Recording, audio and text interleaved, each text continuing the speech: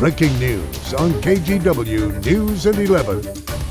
Well, good evening, everyone. David Molko here with you. We want to get right to breaking news and a fire at historic Timberline Lodge on the slopes of Mount Hood. You're looking at live pictures from our Timberline Skycam with what appears to be a very active scene. Flashing lights and firefighters spraying the upper levels of the lodge. At least that's what we can see from the view from the parking lot side of the building. Want to rewind about an hour and show you what this looked like. You can see what appears to be flames behind the central part of the lodge, the structure, though it is hard to gauge exactly where. Keep in mind, this building has 70 guest rooms across multiple floors, and while it is midweek, spring skiing is still going strong. We're hearing the lodge has been evacuated. At the time of the blaze, around 9:30 when it sparked, according to Clackamas Fire, the dining room would have been wrapping up. The Ram's Head bar around the multi-story central fireplace and chimney, that would have been still open at the time. We are also getting photos and video from guests shared with KGW. They show flames coming from part of the building and lots of fire crews responding. Clackamas Fire calling it a 3-alarm blaze. You see their crews on site. So far, officials say there are no reports of injuries. We are certainly hoping that this remains the case. I want to bring in Chief Meteorologist Matt Zaffino. Matt, you know the lodge very well. I mean, walk us through what conditions are like on the mountain right now with the wind and the rain and everything else. Or the yeah, snow, David, rather. you know what? First and foremost, this is just a gut punch to the entire region. I mean, Timberline Lodge is the heart and soul of Mount Hood, and so many family memories have been made up there, including my own, but families all around the region, all around the world, really. So this is a big deal. I'm holding my phone because I'm waiting to hear from some officials up at Timberline right now. If I get any news, I'll let you know. But here's the live shot from Timberline. And the problem, as is so often the case with fire, is the wind. And it has been ramping up. It's out of the east. It is gusting to 28 miles an hour. Yes, it's very dry air. It's cold. I don't know if that's good or bad for firefighters because, of course, temperatures below freezing. The water can turn to ice, as you know, of course. But it's the wind that is the real issue. So here's what we've been looking at over the last 5 hours. The wind has been steadily ramping up. At 6 o'clock, it was 11, gusting to 18. Bad enough for fighting fire, but it only got stronger. At 7 o'clock, gust to 19. At 8 o'clock, gust to 20. At 9 o'clock, gusting to 21. And now our most recent observation from the lodge, gust to 28 miles an hour. So again, that's exactly what you don't want when you're fighting fire any time of the year. This is not live video or from today. Of course, that's an older time lapse I have of Timberline Lodge. It's clear up there. There's no precipitation. The air is very, very dry. But you know what? So are the structures, the timbers that make up Timberline. You have to remember, this was built by the Civil Conservation Corps back in the 30s, and those big beams that we all love to gaze at while we're in the lodge, very, very dry. So that, of course, a concern. So the forecast looks like this. The wind will be increasing overnight. We may get some gusts of 40 miles an hour in the overnight hours up at Timberline Lodge. It's very exposed to the east wind. It just whips right on through there. Humidity will stay low. The winds will gradually decrease during the day tomorrow, David, so hopefully they'll be able to get this under control before the winds get worse. Back to you. Yeah, to your point, I think dedicated by FDR in 37 and open in 1938. So, you know, obviously it's been with us through the ages, and a gut punch is a good way to describe it. Matt, stand by with us because on the phone right now, I understand we have Michael and Porter. They are employees at Timberline Lodge. You're with David Molko here on KGW right now. I understand both of you came across the fire. Can you tell me when it first sparked, what you saw, and what happened next? Well, I wasn't sure the exact time that it had sparked. So, this is Porter, by the way. I was in the kitchen, and I saw a lot of my coworkers rushing for the fire extinguishers and having guests exit the building. So I ran up to the third floor attic where I met my friend Michael and a couple other coworkers as well, and we found the fire pretty small in the attic, over towards the north side through a crawl space. And we were able to hit it with some fire extinguishers, though we weren't able to get quite close just because it was really dangerous. And our lead for maintenance at the time had told us that we needed to evacuate from there, and we got a hose on it and got water in that area at least. All right, and Porter, when you say, you know, fairly small, are we talking like barrel size, the size of like a bedroom? And are there any guest rooms up on that attic level as well? So in the exact space that we were at, there was no hotel guests staying there. It wasn't on either side, sort of in the middle towards the north side of our building. It was probably about a barrel size from what I could see. though the fire seemed to be on the outside of the building, which is why we weren't able to do much on the inside with the fire extinguishers. Okay, so it sounds like it may have sparked on the outside. Give me a sense of what happened next. I'm sure you guys are in a safe place, and we appreciate you talking to us here and providing as much information as we can. What did you notice during the evacuation? Does it seem like everybody got out? Was it orderly? Can you describe those moments for me? Initially when the fire alarms went off, I don't feel like many people took it seriously. When I heard the 911 call, one of our maintenance people, they made a radio call to the front desk so they could call 911.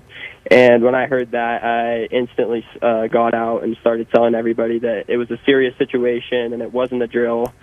Me and my friend Porter, we went through all of the rooms on every floor and we cleared them, made sure there was no guests inside.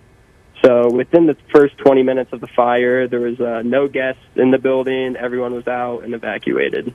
And guys, it's hard to know because the pictures we have from our perspective are fairly limited. We can just see some flames and embers kind of in the central area, the attic area you're describing. Does it seem from what you've been able to see and people you've talked to and watching this, the fire crews do their job here, that it's spread any further from that one attic area? Well, what we assume is that it spread over a large part of the attic, but it wasn't spread anywhere from the attic. All right, and as far as you know, everybody was able to make it out. Unfortunately, we can't speak with you any further. Thank you for your time. We can get a hold of you at another Yeah, time. we appreciate it. Be safe, guys. I'm glad you're okay. Michael and Porter there at Timberline Lodge, they're saying that they went door to door, tried to put this out with a fire extinguisher in a room in the attic, and then went door to door, guest room to guest room, trying to get everybody out of the lodge. Clackamas Fire obviously on scene, saying at this point there are no injuries. Matt Zaffino describing it as a gut punch, obviously having been to the lodge many, many times. We're just hoping for the best as we watch this unfold. Stay with KGW for continuing coverage of the fire at Timberline Lodge. We will keep you updated throughout this newscast, plus up to the minute on KGW.com and on the KGW app.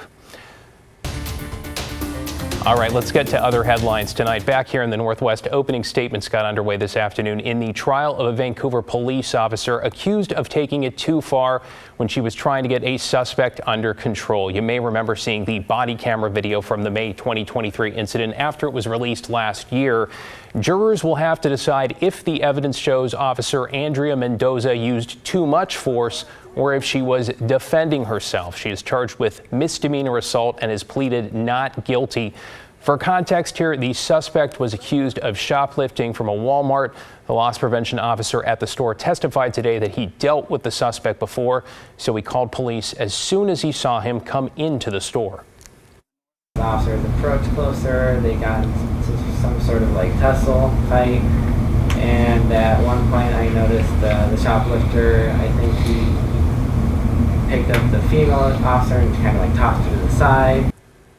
Vancouver police say the suspect punched and kicked the two officers on the scene. Body cam video then shows Officer Mendoza tasing the man's back and later pulling his pants down and threatening to tase his genitals. Her legal team says she was just doing her job as the suspect continued resisting arrest. The idea that he says, I'm done, and that should have been enough. You'll see that he had already said, I'm done previously, and then continued to fight, continued to try to escape. This case is about the unlawful use of force. It's about the force that's necessary to effectuate an arrest, and it's about when that force crosses the line and crosses into an assault. That was the prosecutor who says Officer Mendoza used more force than was necessary to take the man into custody. Officer Mendoza is still employed by the city of Vancouver but is on administrative leave. Her trial will continue tomorrow. All right, we are just about a month from the Oregon primary, and tonight, two of the top Democrats in that race hoping to fill longtime Congressman Earl Blumenauer's seat, that's in Oregon's 3rd District, shared their visions when it comes to climate, environment, and energy. Alma McCarty is here with a look at that conversation. Alma? Yeah, David, candidates Sushila Jayapal and Maxine Dexter answered questions in a room of about 100 people or so. They covered a lot of ground, from what motivates them to take action to how they'd make effective changes once in Washington Washington, D.C. Now, both touted their experience as elected leaders and how they involve community in their approach to climate legislation, touching on topics like the deadly heat dome of 2021 and wildfire smoke. Both candidates said we have to move away from fossil fuels and invest in clean energy projects. Now, here's a snippet of the hour-long discussion, starting with a question on what policies Congress should pass to combat deforestation. As a short-term solution, we need economic incentives. Unfortunately, money is how things work, and so we need to make sure that there's incentives to protect forests. We have really robust data that you must let the trees grow for longer and they become more efficient with carbon capture. It's the all-of-the-above approach. It is protecting existing forest lands through regulation. It is working with local communities to figure out how they're using their forests, and to the extent that we are affecting their practices, what are the economic effects and how do we mitigate for some of those consequences? Now, there were lots of questions tonight, but a final question coming from our Matt Zaffino tonight. How would the candidates talk to climate skeptics or deniers? I think we do it by talking about common denominators, things that we are all experiencing. Whether that is, again, for us here, it's the heat dome, it's ice. In other parts of the country, it's severe weather of other kinds. We need to build trust to really have that candid conversation. People don't disclose their fears or their questions, especially when they feel judged. And so I think destigmatizing the conversation. Now, another leading candidate hoping to take Congressman Earl Blumenauer's seat, Eddie Morales, a Gresham City councilor. His campaign manager told us Morales had a long-standing commitment that kept him from attending tonight, but that he believes climate change is the greatest existential threat facing our country and planet. David? Thank you, Walma. Primary day, May 21st. Ballots drop in about 2 weeks here. Still to come at 11, a glimpse into the future with a look at a brand new machine no one but Intel now has. Plus, in tonight's KGW Solutions project, the affordable housing complex that is a partnership aimed at making seniors of all backgrounds feel that much more included. Stay with us.